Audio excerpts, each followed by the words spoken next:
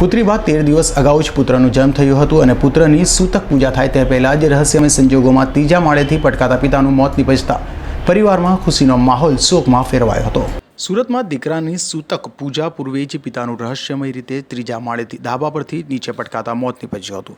મૃતકના બનેવીએ જણાવ્યું હતું કે લક્ષ્મણ ઘરે 13 દિવસ પહેલાં જ દીકરાનો જન્મ થયો હતો। વિધાતાનો આ તો કેવો લેખ હતો કે પિતા એકના એક દીકરાની સૂતક પૂજા પણ ન કરી શક્યો।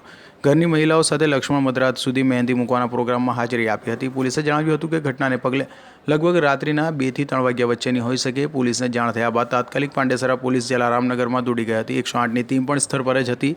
એક યુવક મૃત હાલતમાં જમીન પર પડેલો હતો। તપાસ કરતાં ખબર પડી હતી કે મન્નાનું નામ લક્ષ્મણસિંહ હોવાનું સામે આવ્યું છે। એમને કાલે એમને છોકરી થઈ અને 12 દિવસ થઈ ગયા। આજે એની છોકરીની પેલી સૂતક નીકાળવાની વિધિ હતી, તો એ ગામથી કાલે હવાના જ આવેલો। એમના ગામથી ઘી બીજું બધું એ લઈને આવેલો અને માણસોને જે આવે ને એમને લોકોને કંઈ ગિફ્ટ આપવા માટે બહાર વસ્તુ પણ લઈને આવેલો।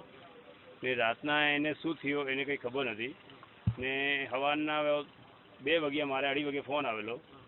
ત્યાં મેં આવેલો તો ત્યાં નીચે પોલીસવાળા ઊભેલા હતા અને 108 ઊભેલી હતી। ત્યારે આ લોકોને પૂછેલું કે બોલે આ ઉપરથી નીચે પડેલો છે। તો પછી આ તપાસ કરી તો એને ખબર પડી કે આ ઉપરથી નીચે પડી ગયો। ત્યારે એકદમ બોલવાનો એકદમ શક્યતા થઈ, સારું બોલતું હતું, બધું હતું। ખાલી એને એક જ પરેશાની હતી કે ભાઈ મારો નળ ફાટે છે, નળ ફાટે છે, નળ ફાટે છે। તો એને આરોગ્ય હોસ્પિટલમાં લઈ ગયો। ત્યાં આરોગ્ય હોસ્પિટલવાળાએ મને કીધું તમે તરત જ સિવિલમાં લઈ જાઓ। તો બીજી એમ્બ્યુલન્સ બોલાવીને મેં એને સિવિલ લીધી। તો સિવિલ લેતા લેતા રસ્તામાં જ પેલી ગાડી બંધ પડી ગઈ। બંધ પડી ગઈ તો બીજી 108 બોલાવી, પછી એને અંદર લીધો। એને અંદર લેવા પહેલાં પૂજા હોસ્પિટલ લેવા જવાની વિચાર કરેલો કે ભાઈ સિવિલમાં ઇલાજ થાય યા નહીં થાય સારું રીતે તો પછી આપણે પ્રાઇવેટમાં લઈ લઈએ। ત્યાં લઈ જવા લાગેલા ત્યારે રસ્તામાં જ એને એવી ઘટના ઘટી ગઈ। પેલા 108વાળા કહે છે કે વાત બીતી ગઈ છે, માણસ નથી।